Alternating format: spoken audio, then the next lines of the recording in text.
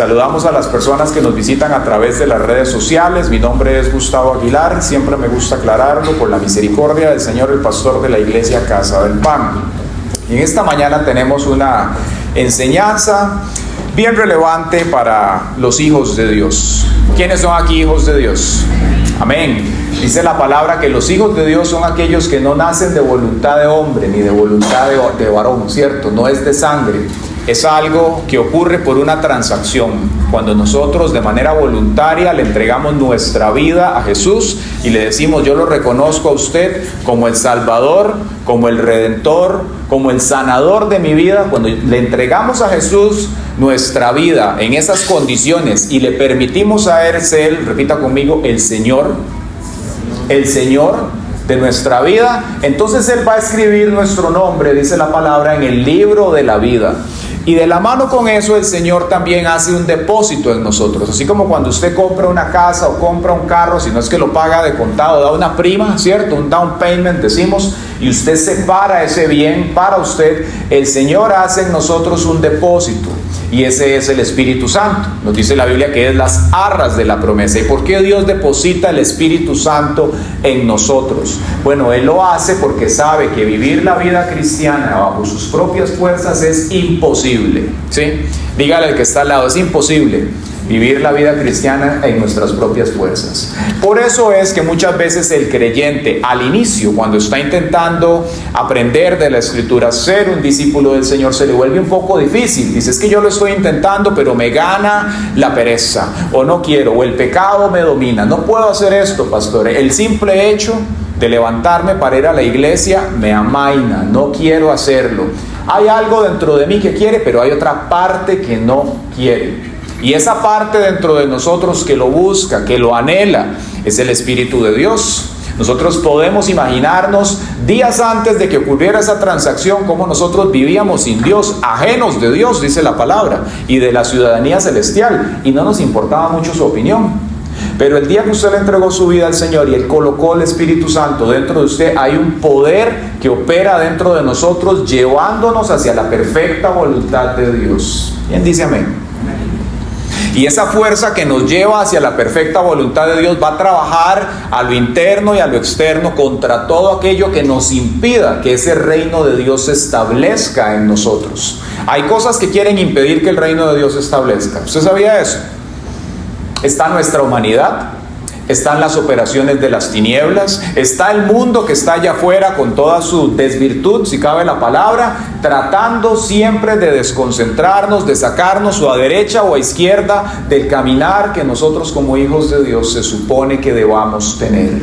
Entonces el Espíritu Santo trabaja alándonos, llevándonos hacia lo que el Señor quiere, y debemos nosotros detectar cuáles son aquellas áreas, facetas en nuestra vida, propias o externas, que pueden estorbar nuestro caminar. Y hoy en día vamos a estar hablando de esto. Vamos a estar hablando de un tema que los hijos de Dios tarde o temprano lo descubren, interactúan con él, y es muy importante que lo conozcan, y es de las maldiciones. El título de este mensaje es El poder de la cruz, rompiendo los ciclos de maldición. ¿Quién dice amén?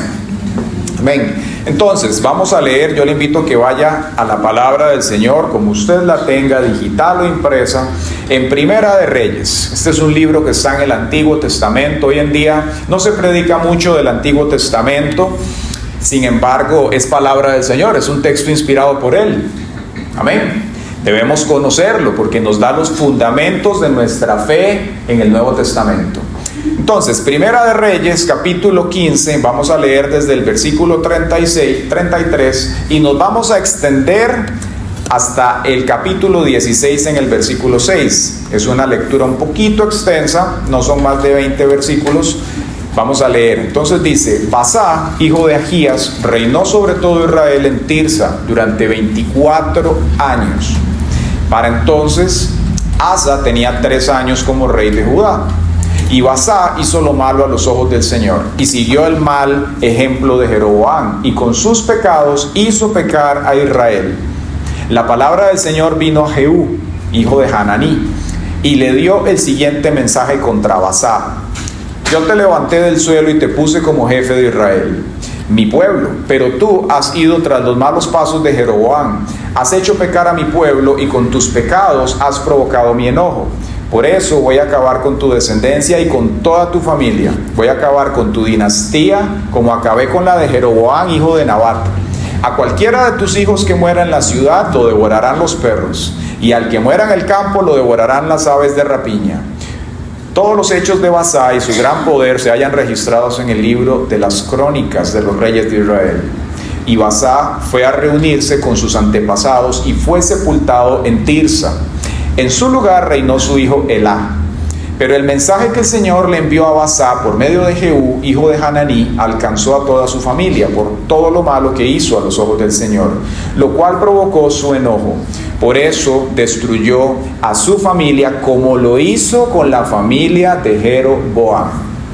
Bien, este texto que estamos viendo acá nos muestra a nosotros básicamente un segmento de la historia de Israel, en el cual después de que se da la división de las dos casas, y quedan entonces 2 al lado del norte y las restantes 10 al lado del sur, esta división viene a conocerse como la división de las dos casas. Entonces tenemos el reino de Judá y el reino de Israel. E históricamente, cuando se analiza, nos damos cuenta que los reyes de Judá fueron un poco más piadosos que los reyes de Israel.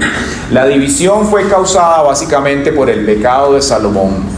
Recordemos que el reinado hubo un momento en la mano de David en el cual estuvo sólido, alcanzó un gran esplendor, vino y nació Salomón, e Israel estuvo en su mejor momento en todo sentido, espiritualmente, económicamente, las naciones los respetaban, tenían poderío militar, económico, la alabanza llegó a ser un punto en el cual tenían 24 clases sacerdotales y alababa las 24 horas, fue la epítome del reinado de Israel. Pero un día a Salomón se le ocurrió ponerse carnalón, ¿cierto? Se le ocurrió ponerse sofisticado. Comenzó a exponerse a cosas que no debía exponerse, que ya la palabra del Señor le anticipaba a él como rey, debía saber lo que no debía realizar. Y en el momento que Salomón hace eso, él introduce dentro de la nación de Israel el pecado. Y el pecado comienza a trastocar no solamente a Salomón, sino a su familia, a los sacerdotes, etc. Y en este momento en Israel, que estaban bajo una teocracia, lo que pasaba con el rey básicamente tenía un efecto dominó. De ahí para abajo impactaba todo lo demás. Vemos cómo el Señor causa esta separación de las dos casas, y viene este hombre Jeroboam, el cual viene a gobernar sobre Israel después de que se dividen. Y Jeroboam fue un hombre verdaderamente malvado. Él introdujo no solo la idolatría, sino que enseñó al pueblo en otro tipo de pecados que ellos no habían conocido. Estableció altares en los montes, etc. Después de esto vemos cómo la nación de Israel comienza a degradarse a un punto vergonzoso y de una manera acelerada. Para el momento en el cual está Basá gobernando, nos damos cuenta que ya habían pasado varios reinados.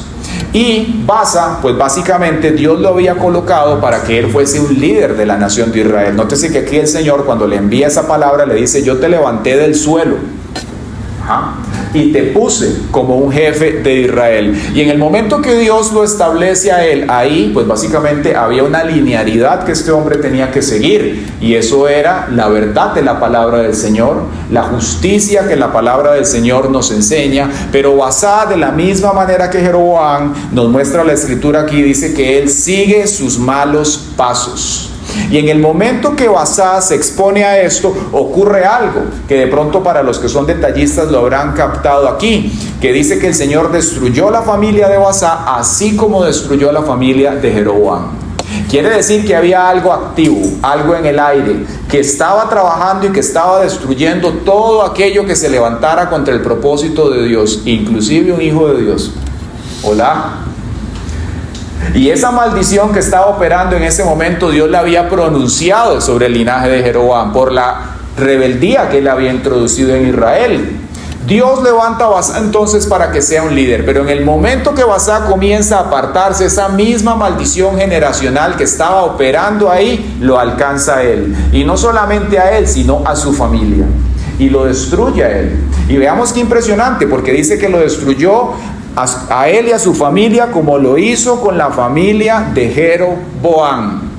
Entonces, para nosotros como hijos de Dios es importante que conozcamos este tema. Hay maldiciones generacionales. ¿Qué son? Definámoslas. Bueno, podríamos pensar que son actitudes, hábitos, comportamientos pecaminosos que se heredan y que son incompatibles con la santidad que Dios espera de sus hijos e hijas. ¿Se entiende? Amén.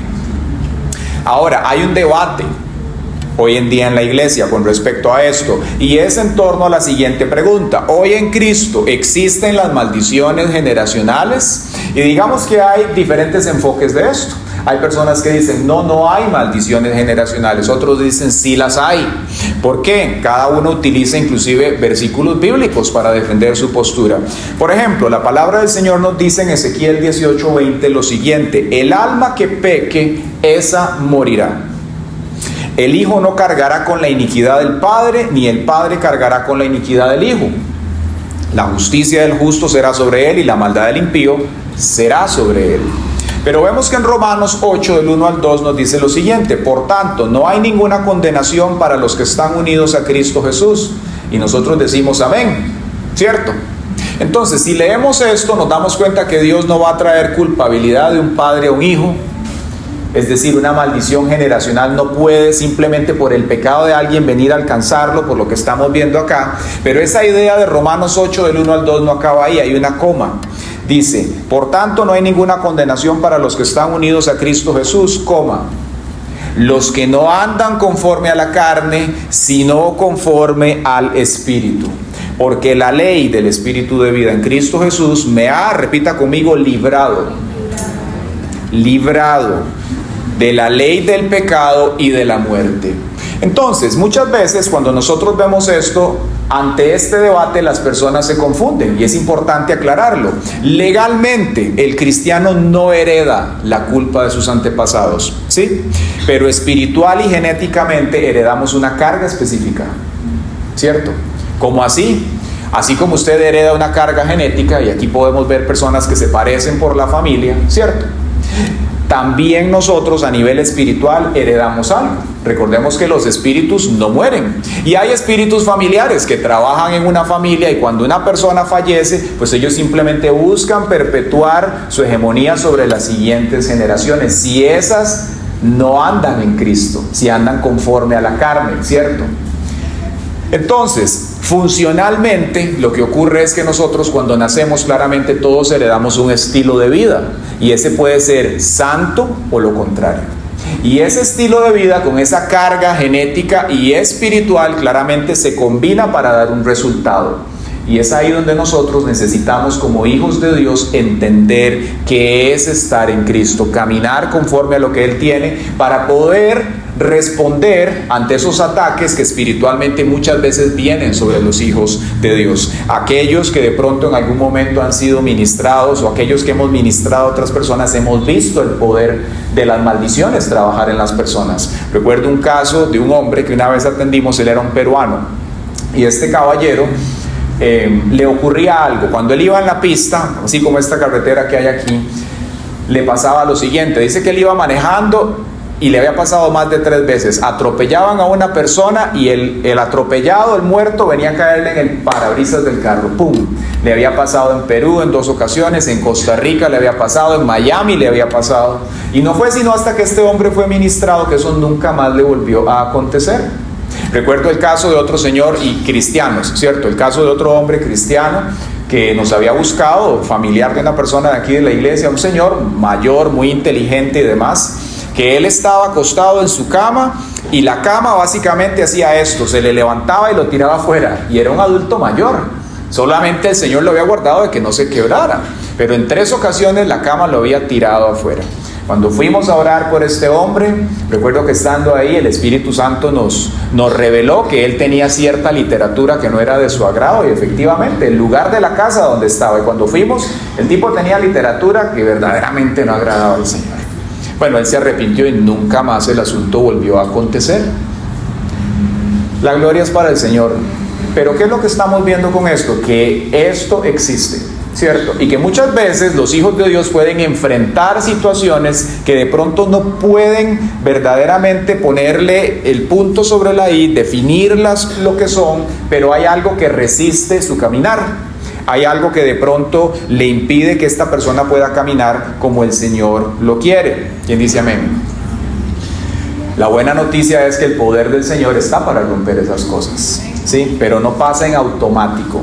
Esto es como cuando ocurre un juicio y el juicio se gana, ¿cierto? Se demuestra una parte que es culpable, otra parte que es inocente. Los abogados que están aquí nos podrán explicar mejor. Y cuando se gana ese juicio hay una jurisprudencia sobre eso, ¿cierto? Si otra persona viene a reclamar sobre ese mismo caso, prácticamente pasa en automático. Pero esa persona tiene que presentarse ante el juzgado y hacer su reclamo de legalidad en el asunto. Lo mismo ocurre con la obra de Cristo. El hecho de que nosotros hayamos nacido en un país en el cual existe una cristiandad heredada, impuesta, una cristiandad de literatura en la cual se nos habla de qué es Cristo, no necesariamente quiere decir que usted es cristiano. Amén. El cristiano es aquel que ha nacido de nuevo, que ha reconocido a Cristo como Salvador y Redentor y entonces vive para Él. Ese es el cristiano. Y una vez que usted ha hecho esa confesión y viene a un tema como estos, es importante que sepa cómo se rompe una maldición, porque no va a pasar automáticamente. Si fuese así, si Cristo murió en el madero y rompió las maldiciones de todos, estaríamos ya en el cielo, ¿cierto? Pero la vida, lo que vemos allá afuera, el testimonio nos muestra que hay trabajo que hacer. Amén. Hay algo que está en potencia, pero para que se vuelva una vivencia, nosotros tenemos que dar los pasos adecuados. Entonces, en Cristo no existe la culpa generacional en el sentido de una condena heredada. Sin embargo, las influencias generacionales, los patrones destructivos, los hábitos familiares o culturales pueden persistir. Y es ahí donde la palabra del Señor nos dice en Juan 17:17, y conocerán la verdad, y la verdad los hará libres. Eso nos marca un proceso, hay una distancia entre conocer y libertad. En la medida que yo voy conociendo la verdad del Señor para el tema en particular en mi vida en el cual estoy teniendo cierta crisis, entonces el Señor hace por medio de la fe que eso trabaje para mí. Es ahí donde la palabra se vuelve para nosotros un escudo, dice la palabra, el escudo de la fe. Cuando yo lo uso con conocimiento de causa, como dijo Jesús, escrito está, Satanás, con conocimiento de causa. ¿Cuál es el tema en cuestión que se está tratando? Nosotros muchas veces vivimos en medio de una nube de pensamientos, de emociones, de situaciones, de ataques, y no sabemos exactamente qué está en juego. Y es ahí donde como hijos de Dios necesitamos entender exactamente qué es lo que dice Dios de la situación en particular que nosotros estamos viviendo. Entonces, las maldiciones generacionales son un problema, hay que resolverlo, es un problema en la vida del cristiano, crean crisis. El pecado inconfeso y sin tratar trastorna nuestra vida y nuestra percepción de las cosas.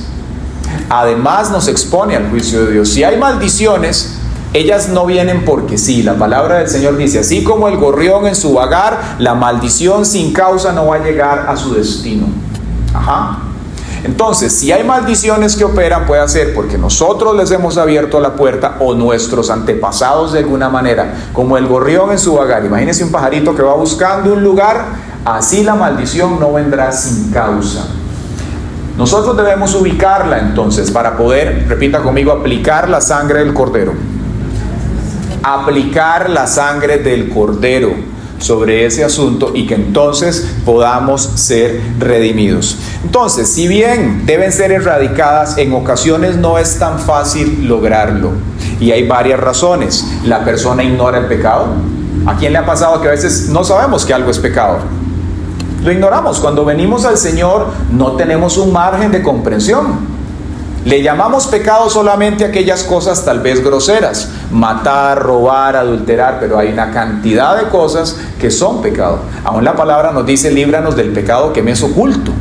Hay pecados en nuestra vida que van a exigir una respuesta de parte del Dios que es el juez de toda la tierra. Que la palabra dice que el pecado causa muerte espiritual y eventualmente una causa física.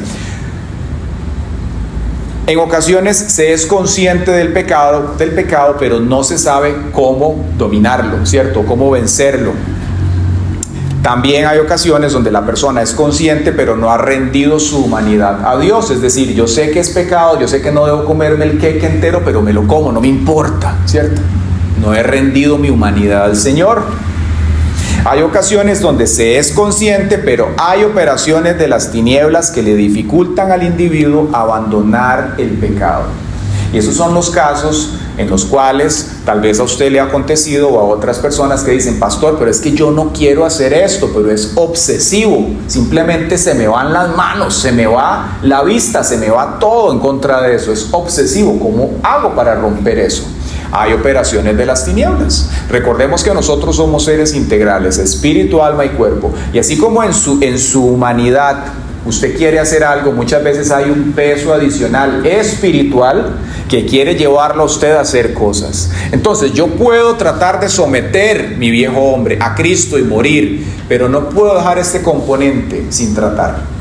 Tengo que hacer lo que la palabra del Señor me indica, que es guerra espiritual en contra de esto. Ahora, ¿qué trajo esto aquí? Si como el gorrión en su vagar, la maldición no viene sin causa, ¿quién invitó a este individuo a la fiesta? Esa es una pregunta que debemos responder para poder entonces, a partir de la legalidad que la palabra del Señor nos da en la obra de Cristo, reprenderlo. ¿Quién dice amén? Ahora bien, entonces, ¿cuál es la solución de Dios para el problema de las maldiciones generacionales? Bien, vemos que la palabra nos da a nosotros 3 pasos para esto.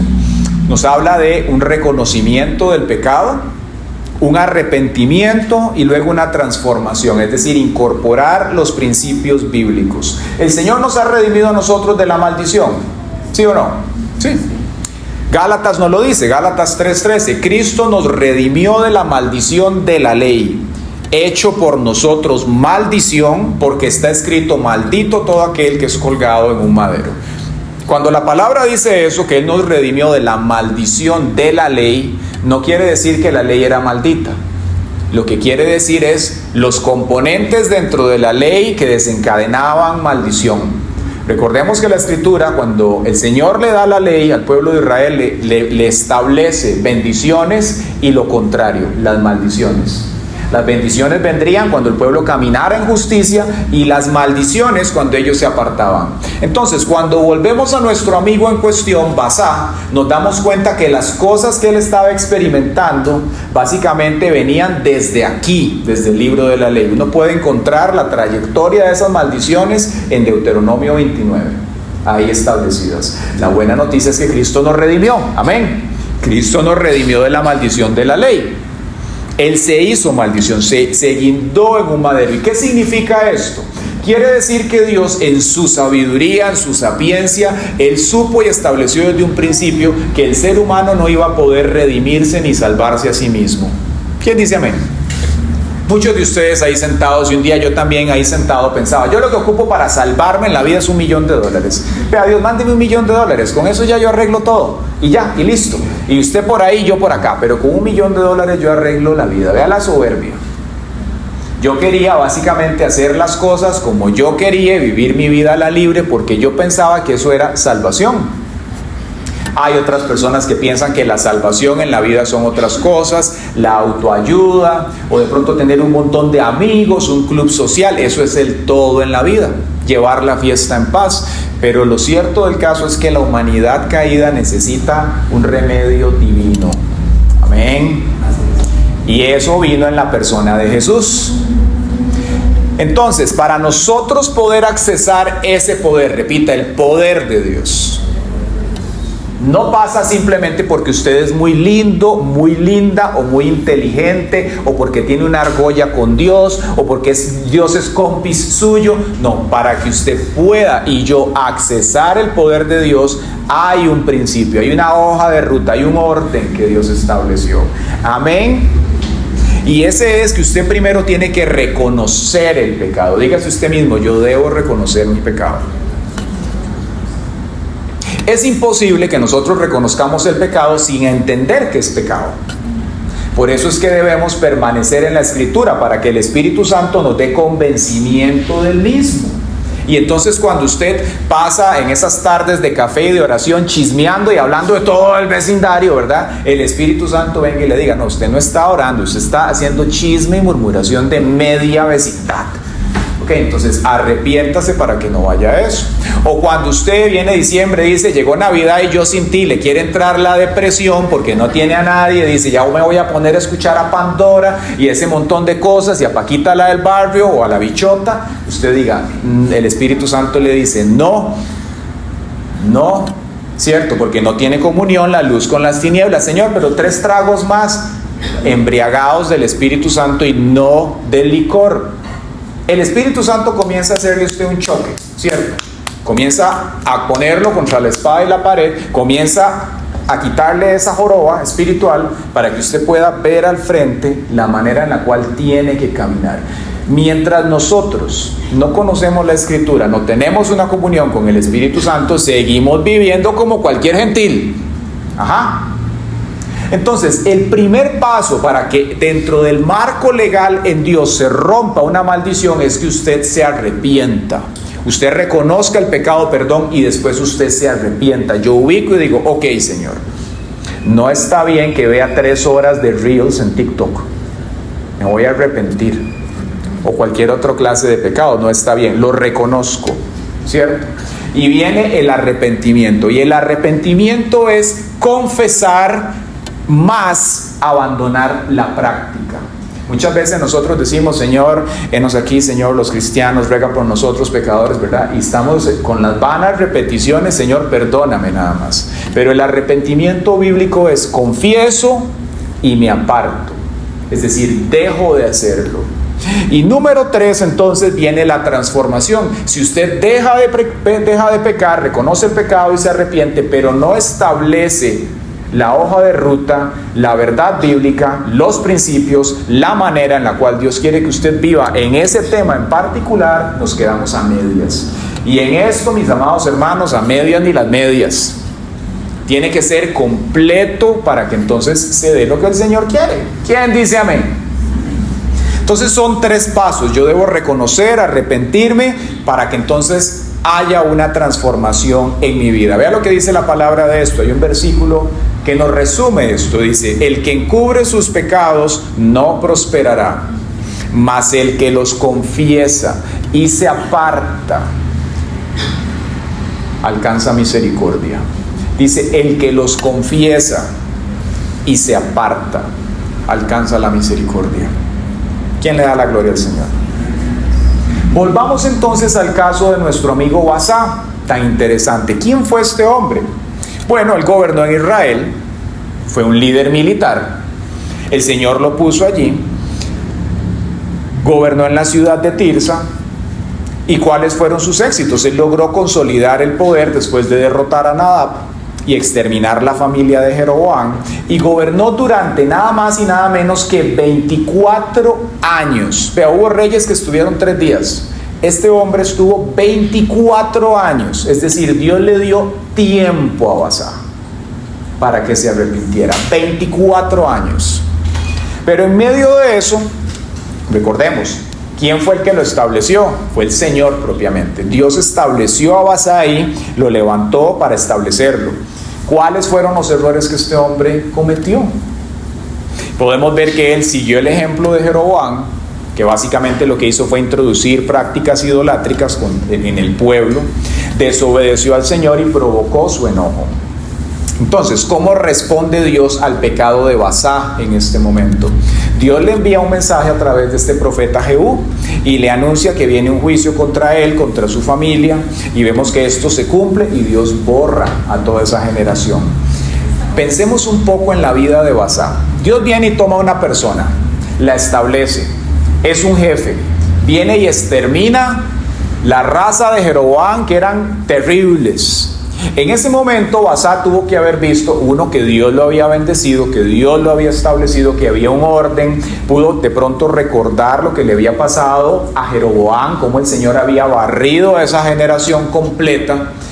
Y Basá viene e incurre en exactamente el mismo pecado que Jeroboam había cometido. Y ahí uno se tiene que preguntar, pero qué tipo tan perverso, ¿cómo se le ocurre haber sido tan malvado? Pero cuando nos vemos a nosotros lejos del Señor, muchas veces no somos tan distintos. Vemos esos pecados que quieren venir y venir y venir, o cosas que nos quieren acosar constantemente, ¿cierto? En la experiencia de la vida cristiana se observan esos patrones, y es donde nosotros tenemos que ser clínicos, prestar atención a lo que está ocurriendo para poder orar y romper esos patrones. ¿Cuáles eran los problemas espirituales que tenía Basá? Basá participó en los pecados previos, pero hay algo que Basá probablemente tuvo y quisiera que le pongamos atención aquí, y es que Basá tenía una falsa seguridad en su posición. Es decir, Basá fue establecido como rey, había gobernado, Dios lo había respaldado, y pasó mucho tiempo y Basá no se arrepintió. Probablemente en medio de esos días en los cuales Basá estuvo así, él creyó que Dios simpatizaba con él, o que el amor de Dios pasaría por alto sus pecados. Póngame mucha atención con esto, por favor, porque nosotros podemos tener diferentes actitudes hacia el pecado, ¿cierto? Pero solamente una es la que nos va a servir, y esa es la de odiarlo y detestarlo. Usted no puede simpatizar con el pecado, no puede tolerarlo, no puede ciertos días sentirse muy especial y pensar que usted se va a exponer a eso, y que entonces, como usted tiene una relación con Dios y Dios le ha usado y fue el rey y fue a la batalla y Dios lo bendijo y lo estableció, Dios le va a pasar a usted por alto las cosas. Eso es un error, que yo lo he visto muchas veces en la vida de hijos de Dios, y lo he visto también en ministros. Así que, líderes que están aquí, por favor, prestemos atención. De pronto ustedes en este año vieron el caso de este pastor, John Larson, en Estados Unidos, y como 3 pastores más que cayeron en adulterio. Y uno de estos hombres de más de 70 años tenía 5 años de estar en adulterio. Entonces uno se tiene que preguntar, ¿cómo es posible que una persona, un hijo de Dios que le ha servido a Dios, pueda venir a tolerar estas cosas? Porque no tenemos la actitud hacia el pecado que Dios nos demanda. El pecado, véalo usted como la kriptonita con Superman. Es algo que inmediatamente viene a su vida, le va a debilitar, lo va a agotar y va a empezar a trastocar la manera en la cual usted y yo pensamos. Y esto que estamos viendo acá es verdaderamente algo que nosotros debemos considerar, y es el ciclo de la insensibilidad espiritual. Basá es un ejemplo clásico de insensibilidad espiritual. Pero ¿cómo ocurre? Ocurre al no responder correctamente a la gracia y la paciencia de Dios. ¿Cómo inicia esto? Bueno, inicia básicamente en un autoengaño espiritual. Es un autoengaño. La persona piensa que por ser hijo de Dios, entonces Dios, pues básicamente lo ama mucho, y es cierto, pero Dios lo ama tanto que entonces estas otras áreas Dios no las va a ver. Dios se va a hacer como de la vista gorda. Es una falsa seguridad basada en una distorsión del carácter de Dios. ¿Cómo así? La persona cree que Dios es bueno, que Dios ofrece su gracia y misericordia, y eso es cierto, pero se le olvida que hay un contrapeso. Y es que Dios no va a pasar por inocente al culpable, dice la Escritura. Hola, ¿estamos aquí? Yo he escuchado muchas veces a personas tener esta confusión. Hace unos días hablábamos con una persona aquí de la iglesia y nos decía cómo alguien de su familia que tiene un hijo que está en un pecado grave, como cualquier pecado, ella pensaba que cuando Jesús se estableciera aquí en la tierra y llegara, él iba a ver a esta persona e iba a abrazarlo simplemente porque es su hijo, porque es muy bueno, e iba a pasar por alto todo lo que estaba haciendo, así en automático, como si la obra de Cristo valiera cualquier cosa y el arrepentimiento no tuviese un lugar. Y ese es el problema de la religiosidad. Parte de lo que la combinación del catolicismo con la cultura, con todo lo que hay ahí atrás, vino a heredarle a esta sociedad, donde se dio una religión heredada. Y entonces las personas pensaban que básicamente nacían cristianas y que ya Dios estaba en paz con todos y todos somos hijos de Dios. Error. La palabra nos enseña que sin derramamiento de sangre no hay remisión de pecados. Eso quiere, por eso vino Cristo a la tierra, para morir. Y ante esa acción de Cristo nosotros debemos responder en arrepentimiento, es decir, confesar y cambiar. Basá comienza con este autoengaño, esa falsa seguridad basada en una distorsión del carácter del Señor.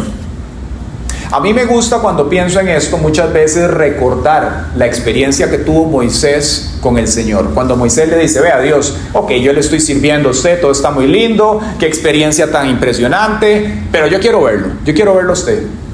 Y Dios le dice: vea, qué privilegio el de Moisés, está bien, yo voy a dejar que usted me vea. Vaya y suba a aquel monte, escóndase en esa peña y usted me va a ver.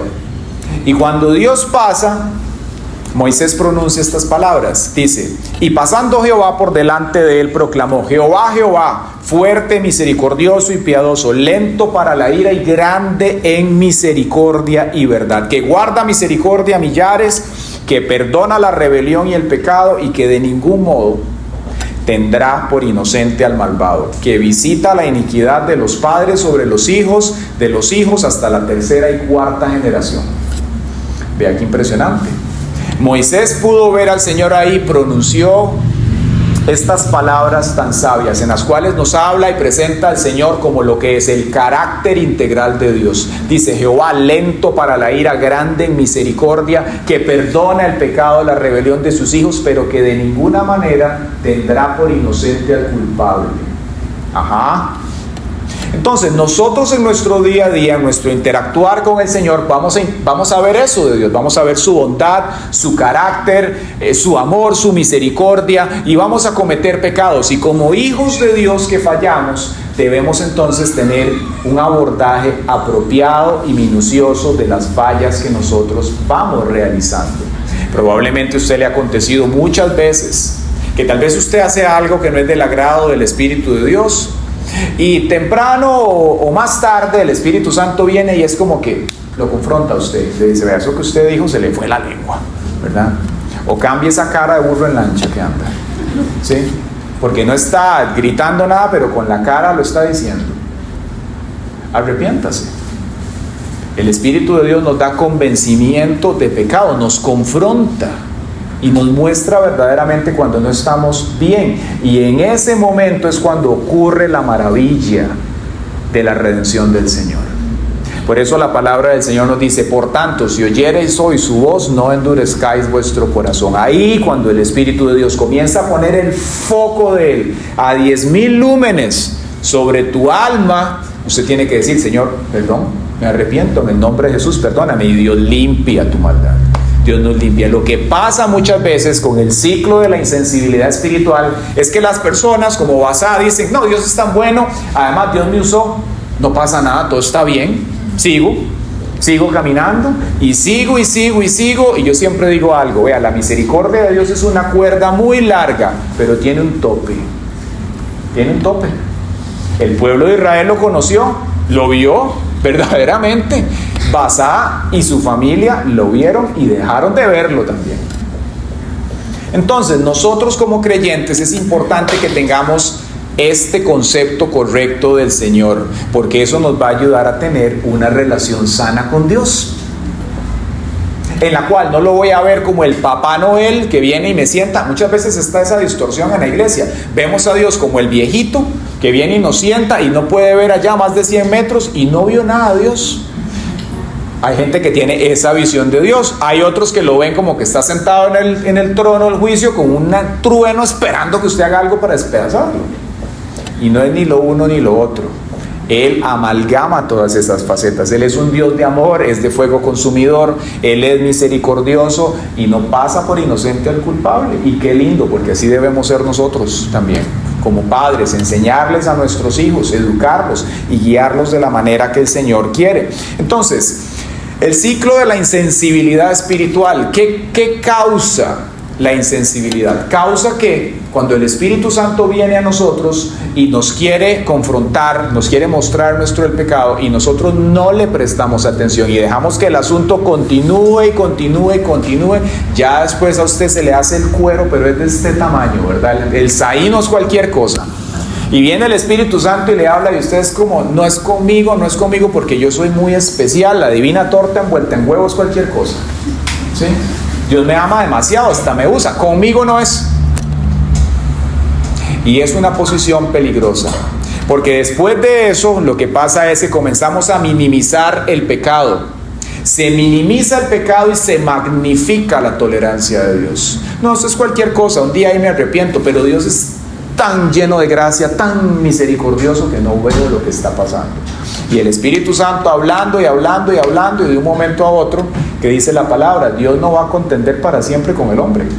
No contenderá para siempre Jehová con el género humano. Cuando ocurre eso, lo que está pasando tras bambalinas es que se está despreciando la gracia de Dios. Se trivializa la obra de Cristo. Y Dios no va a permitir que eso ocurra. Por eso tenemos este legado histórico aquí.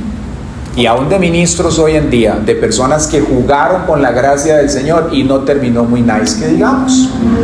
Eso tiene que darnos a nosotros temor santo. Y eso, mis amados hermanos, nos equilibra. Nos ayuda a tener una relación con Dios sabia, sana, lo que tiene que ser. ¿Cuál es la consecuencia del autoengaño? Bueno, esa insensibilidad. La persona va por la vida, se endurece su corazón hacia el arrepentimiento y las advertencias de Dios. El apóstol Pablo nos habla de esto en Romanos, en el capítulo 2, versículo 4, dice: o menosprecian las riquezas de su benignidad, paciencia y longanimidad, ignorando que su benignidad te guía al arrepentimiento. Es decir, que cuando Dios viene y te dice, eso no está bien, lo que Dios te está haciendo es invitándote a arrepentirte.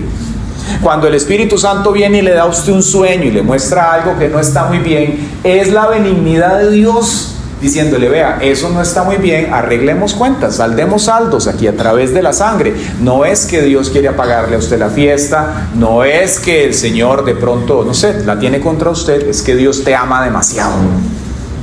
Y Dios a sus hijos los disciplina.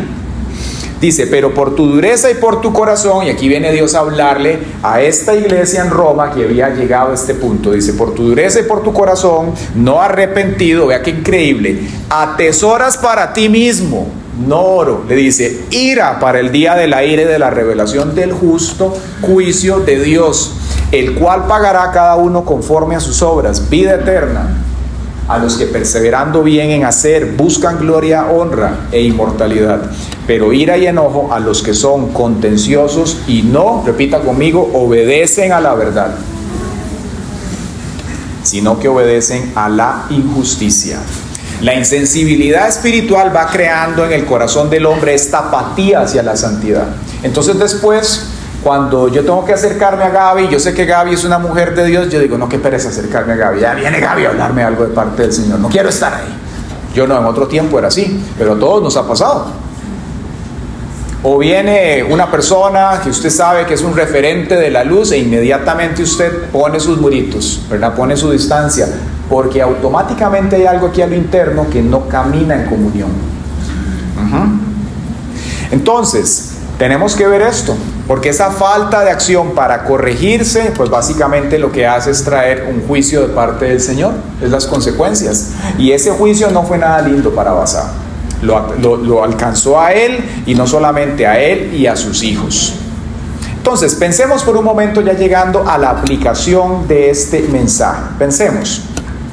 Dios establece normas para nosotros, para vivir, para sus hijos, y también nos ofrece su misericordia. Basá tuvo en ese momento el sistema sacrificial. Basá pudo haber sacrificado un corderito, ir delante del Señor y haberle dicho: vea, Señor, me arrepiento por haber hecho esos altares, me arrepiento por haber puesto en estos árboles esta idolatría, me arrepiento, quiero derribar todo eso.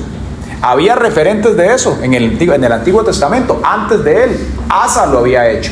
Asa eliminó los altares, bajó a su mamá que se pensaba reina y que estaba gobernando Israel, la sentó y le dijo: no, señora, esto no es así. Asa hizo lo correcto, Basá no quiso. Él tuvo la oportunidad, Dios estableció el sistema sacrificial, pero no lo siguió.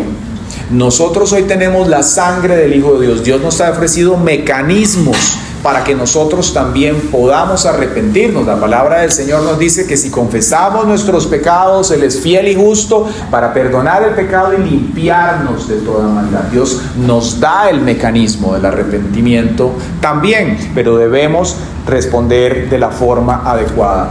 Reflexionemos respecto a esto entonces. ¿Cuál es el impacto de una persona desconectada de Dios? Y también, ¿cuál es el impacto de un liderazgo desconectado de Dios? Y cuando hablo de líderes, no lo digo solamente aquí en la iglesia. Líderes en las familias, matrimonios, personas que estamos liderando, adolescentes. ¿Cuál es el impacto de un liderazgo desconectado de Dios? Bueno, podemos ver aquí, puede ser uno muy positivo si estamos haciendo lo que el Señor quiere, o puede ser uno corrosivo y destructivo también. Es una realidad con la cual todos nosotros estamos caminando, y que un día delante de la presencia del Señor recibiremos gloria y honra, dice la palabra, si hacemos las cosas como Él lo quiere.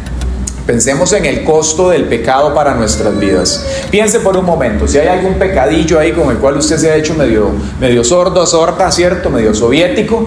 Piense por un momento, ¿cuál es el costo de este pecado? ¿Qué puede ocasionarme esto en la vida?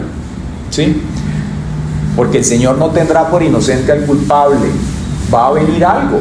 Necesitamos arrepentirnos para que entonces el Señor expíe esa falta de nosotros y que no vengamos a caer en algo que el Señor no quiere.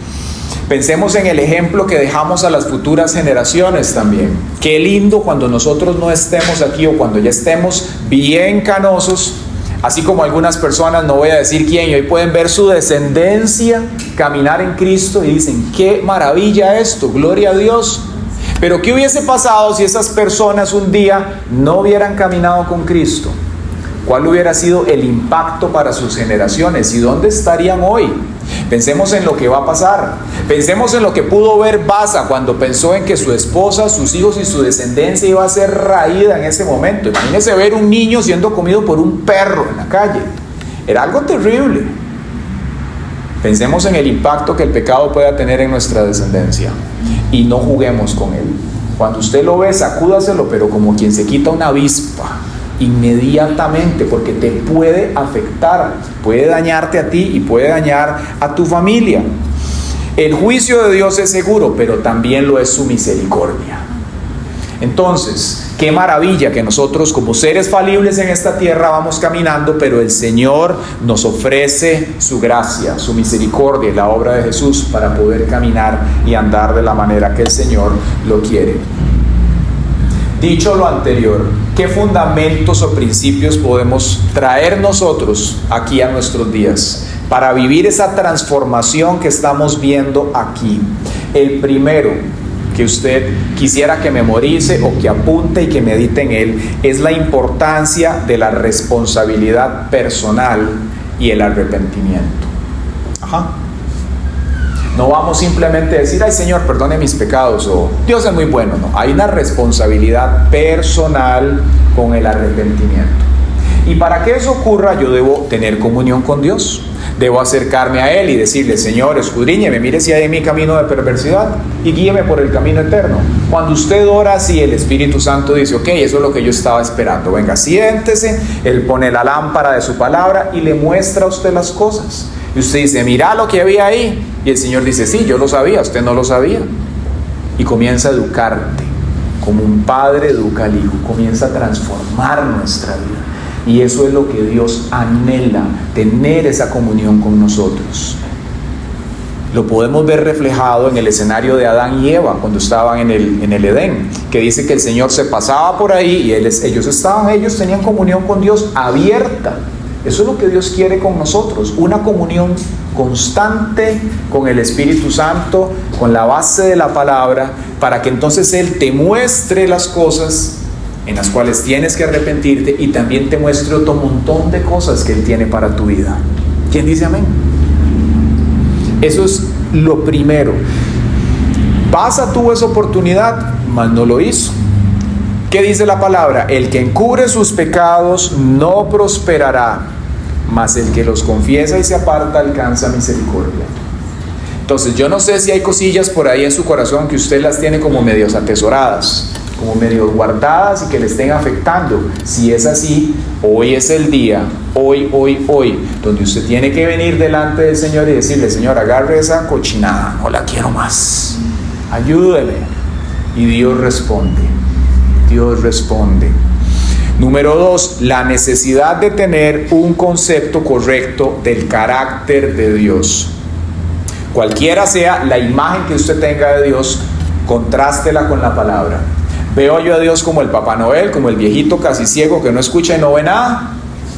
¿O veo yo a Dios como ese, no sé, Dios demasiado lleno de ira, que no quiero ni acercarme a Él? No es ninguna de las dos. Él es un Dios de amor y de misericordia.